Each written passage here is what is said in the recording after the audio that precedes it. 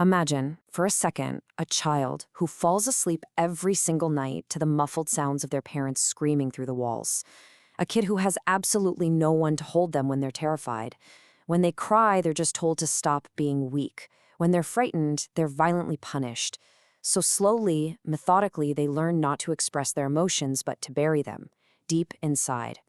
In this explainer, we're stepping into the shadows. We're looking at the psychological creation of extreme violence, examining the exact, terrifying blueprint of how a human mind fractures. Picture that abused, terrified child, the one sitting completely alone in the dark, absorbing every blow, every scream. Now ask yourself, could that exact same child, years later, become a serial killer? Well, the short answer is yes, but it's really not as simple as the movies make it out to be. When we talk about these individuals, there's this really common, almost comforting stereotype.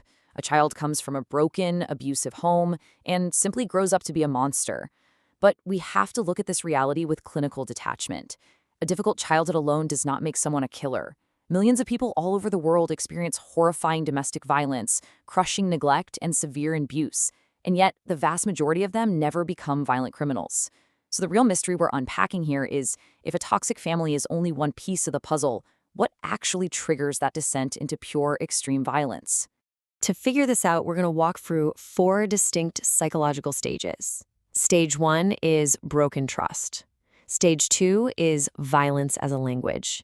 Stage 3 is chronic humiliation. And stage 4, isolation. So let's start with stage 1, broken trust. When a caregiver is terrifying, a child's brain learns right away that the world is inherently dangerous. They learn that the exact people who are supposed to protect them are the ones who will destroy them.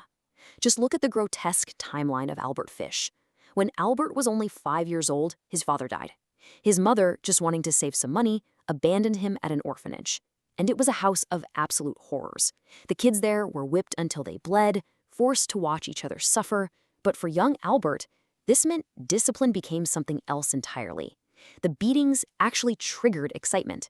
In his developing, fragile mind, pain and pleasure fused together. It wired connections in his brain that literally should never have existed.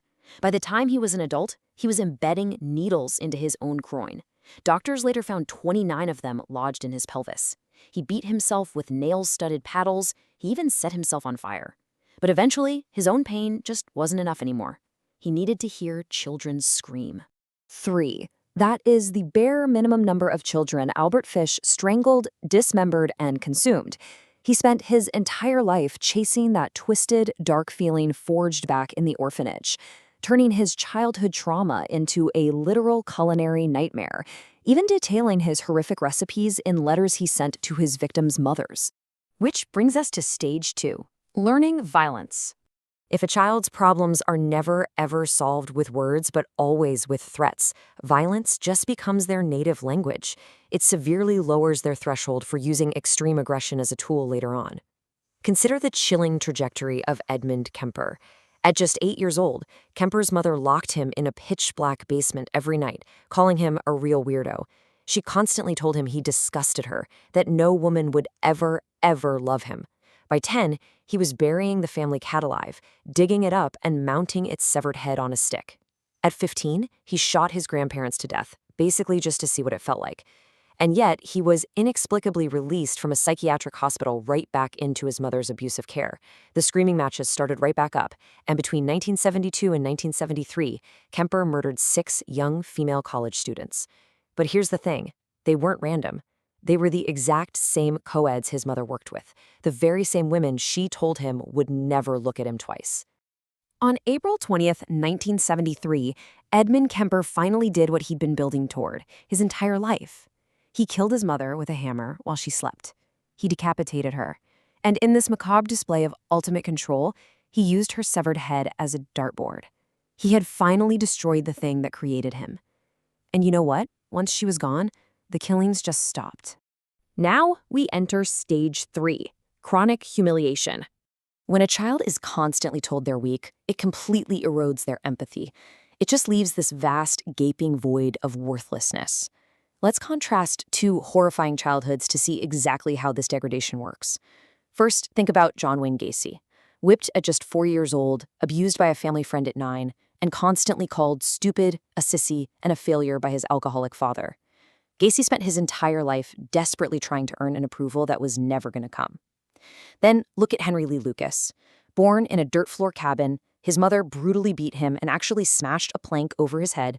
When his brother slashed his face, his mother just ignored the infected wound until his eye quite literally burst and had to be removed. But worst of all, she dressed young Henry in girls' clothes and paraded him through town just so she could sell him to strangers. Both of these men were systematically stripped of their humanity long before they ever took a life. 33.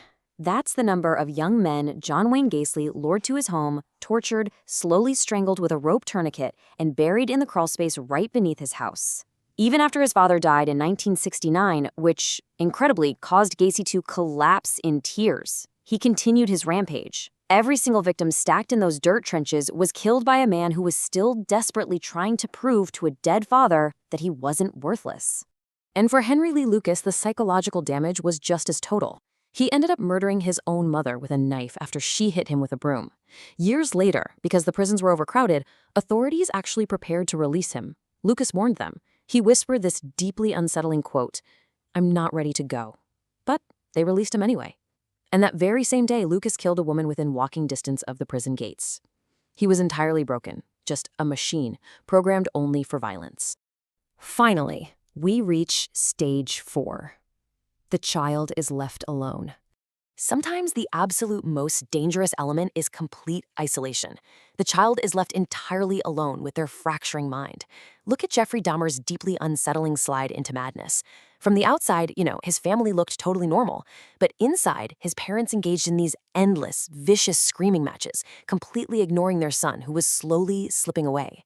By age 10, Jeffrey was stripping flesh from roadkill and collecting bones. His father just thought it was scientific curiosity. By 14, Dahmer was drinking straight whiskey before school. No one intervened. Then, when he was 18, his parents had a bitter divorce. His father moved out, his mother took his younger brother, and left with no forwarding address. Jeffrey was abandoned, completely alone in an empty house. And that was the exact moment everything fell apart. He learned the definitive, darkest lesson of his life. Everyone leaves. Between 1978 and 1991, Dahmer drugged and strangled his victims. He posed them, photographed them, and slept beside their corpses. He calmly told investigators later that he wasn't even trying to hurt anyone. He just didn't want to be alone. He said, "The only way I could keep them with me was if they couldn't leave." His profound, agonizing fear of abandonment birthed a truly grotesque reality.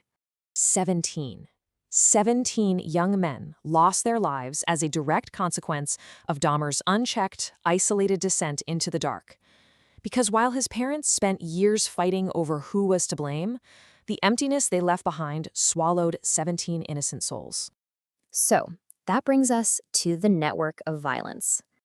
As this explainer has shown, the path to extreme violence is not a straight line. It's a complex, suffocating web that goes way beyond just quote-unquote bad parenting. Genetics and temperament, they lay a foundation. Brain development gets warped by early trauma and family violence. Social isolation completely removes any safety nets. And finally, there are individual choices. 2 kids can experience the exact same horrors. One becomes a healer, the other becomes a killer. A family doesn't solely create a serial killer with a single mistake, but as we've clearly seen, they heavily, undeniably shape the developmental path toward that violence. Human personalities starts forming long before we can even articulate our pain. Children simply learn what love looks like and what anger looks like from the giants who raise them. But the brain can also be changed by a healthy relationship. A person can be damaged by their past without being completely defined by it. So let's turn the horror inward for a moment. Ask yourself this deeply unsettling question about the fragility of the human mind. How many people could have taken a completely different path if just one person had noticed earlier that they were not okay? I'll leave you with this final, haunting thought from our sources. Sometimes monsters are not born. Sometimes it takes years for a human being to forget how to be human.